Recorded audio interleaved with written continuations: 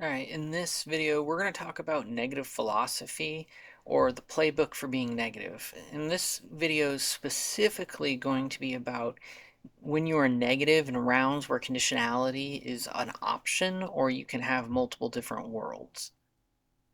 So, the first thing we want to talk about is that you don't want to be haphazard. You want to have a philosophy of some sort. And so, here are some characteristics of being haphazard.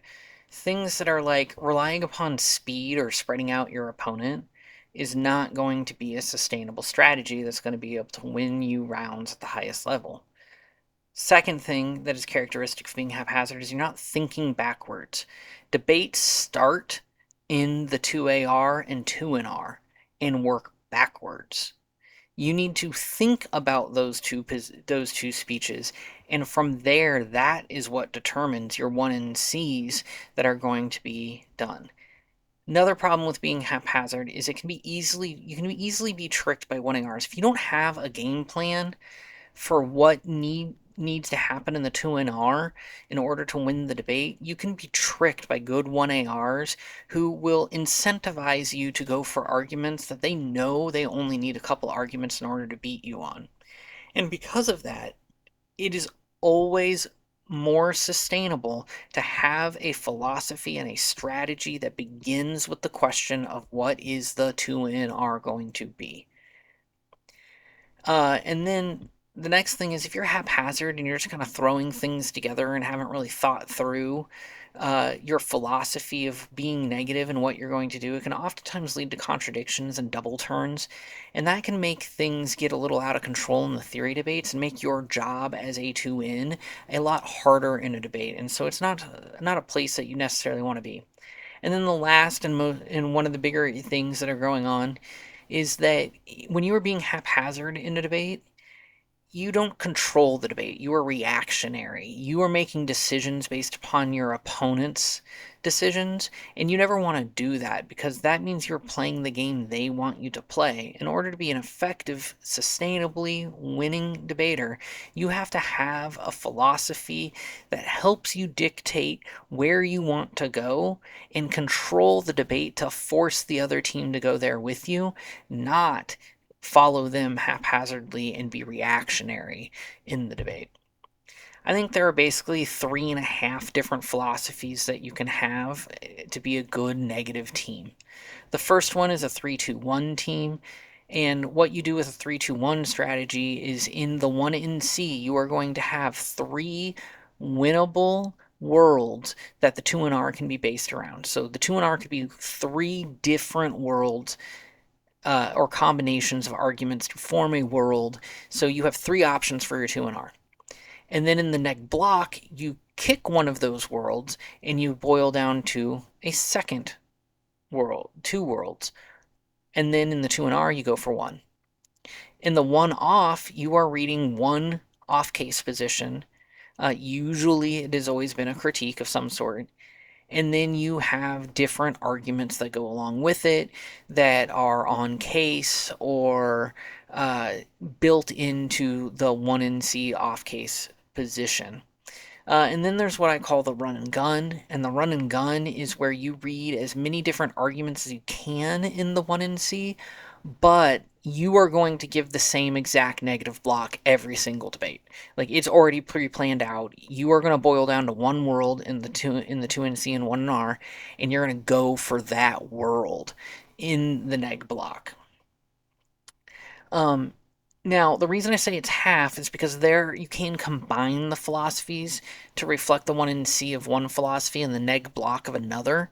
However, combining with one off isn't effective usually because the 1NC is usually easily decoded as the 2NR strat. So what I mean by that is that if you are really trying to be a one off team in the neg block, but you are operating as a run and gun or a 3-2-1, generally you are going to need a plethora of more cards in the 2NC and 1NR, or which encourages sandbagging arguments, or you were going to read so many cards in the 1 and C on that argument anyway that what's going to be happening is you're going to be throwing up red flares saying, hey, this is the argument that we are planning on going for. It makes it clear that that's what the 2NR strategy is supposed to be.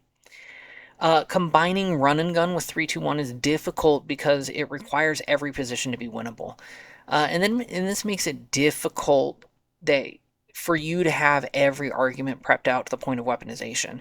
And without that level of prep, with intelligence gathering from other teams, they can expose your lack of a capacity to make strategic decisions, and they can make it so that they straight turn things or that they will make very few arguments on things they know you're not going to go for. And so when you do this, when you combine run and gun and 3-2-1, you have to be very good at situational awareness and also have a very good ability to kick out of things. So let's talk a little bit more in depth about the 3-2-1 strategy. So the definition of it, as explained in the other slide, is that you want 3 worlds or 3 ways to win in the 1 and C, 2 ways that are gone for in the block, and then 1 way in the 2 and R. I.e., you could have a critique, a counterplan, a disad, and case, and that would give you 3 distinct worlds where you could go for the DA in case, the counterplan in the disad, or the critique in case, or critique by itself in the 2 and R. And the point is that you have 3 different options really that you can win the round on. And the reason it wins is that it is the hardest to scout and anticipate what the 2 and R is going to be. So the AF team is always left wondering what the 2 and R priorities are, and so the 1AR can guess wrong and therefore overcover or undercover things that they shouldn't have done. Also, it gives you judge flexibility a little bit more than the other strategies because it in a good 3-2-1 generally you have some variety of arguments available to you, and that variety allows you to be appealing in argumentation style to more judges. I also really like the 3-2-1 because it makes the 1 and R a weapon. A lot of times, if you have a dominant 2 in that is reading the run and gun strategy, then sometimes the 1 and R just kind of happens, and it's not really something that's being weaponized to make the 1AR's life harder. And so with the 3-2-1 strategy, especially if like the 1 and R is taking either like a disad and just going all in on the disad or the critique or a critique in the 1 and R, it becomes a lot easier for the 1 and R to be a weapon that makes the 1AR's job a lot harder because now you're forcing them to pick and choose and they don't always pick the right world. The things that you should do when you're preparing is you need to be an expert on each world you are going to go for in the debate in the 1 and R or in the 1 and C. You need to be ready to go on all of them. That means you need to have your front lines ready. That means you need to know what you're anticipating the 2 ACs that are going to be read against you. You need to be able to understand how each position interacts with the different affirmatives that are out there. And so you really have to do what the second little thing is, which is break the resolution down into key stasis points. So what are the key points of contention that are baked into the resolution that you can use and call out in order to be able to have that debate? For example, a lot of times federal government versus a state/states counterplan breaks one of those stasis points down, which is, does the federal government actually have to do this thing that's being done? And so it allows the prep of each AF to boil down to how does the counterplan solve for the advantage, which makes your prep time and what you're prepping a little bit easier than trying to come up with case-specific hits against every single AF that exists out there. And with a 3-2-1, you want to make sure you have multiple angles approached. This way, if you lose one way, i.e., if you are losing the counterplan disad, you always have a counterplan or a critique or topicality baked into your strategy. So you always have another way for you to be able to win the debate, and it gives you more options, especially if you start getting the feeling that the 1AR has made it very difficult for you to be able to give a good 2NR. Uh, Now is the one off, and so you will read one off case position. They're almost always critiques. Sometimes you see them with impact turns, but when the 1NC is constructed properly, it's going to spend 2 to 4 minutes on your traditional link impact alternative arguments, and then the rest is going to set up answers to common 2AC arguments, or it's going to set up plays for the block. And if you need to know what the different K plays are, there's a video on the website that discusses that if you look in the critique section. So why does it win? Well, when you have up to 5 different critique plays, it means you functionally have 5 different 2NRs that are available to you when you're going for the critique. So it gives you a ton of flexibility, and it allows you to exploit certain key components that the 1AR and the 2AC have undercovered, underdeveloped, or just straight dropped in the debate, which makes it easier to write ballots for the judge based upon those different plays. And it gives you a lot of maneuverability to reframe and rewrite the 2NR ballots. Also, another key benefit as to why it wins, especially with critiques, is that you aren't spending a ton of time reading cards, but instead you're talking about the argument. You're explaining the argument. And this will make you look better because A, it's specific analysis, and B, you're debating off of the flow. So those are two skills that people really like from their debaters, is if you can apply it specifically to the round, not relying upon evidence to do the debating for you, but you are doing the debating. And if you are debating off of the flow, are things that judges will reward heavily. And so it gives you that flexibility because you've already read the cards in the 1NC. Now you just have to explain why the 2AC arguments are kind of bad and aren't really relevant for what's going on. Already talked about how multiple plays exist, so you should look into that video if you're interested in that. How you prepare. You must be an absolute expert in whatever you are going for. You cannot be thrown off on any 2AC answer. Every 2AC answer needs to be old hat. It needs to be like, yeah, I've seen this once, I've seen it 1,000 times. This is nothing new. And that way you are ready to go whenever they make arguments.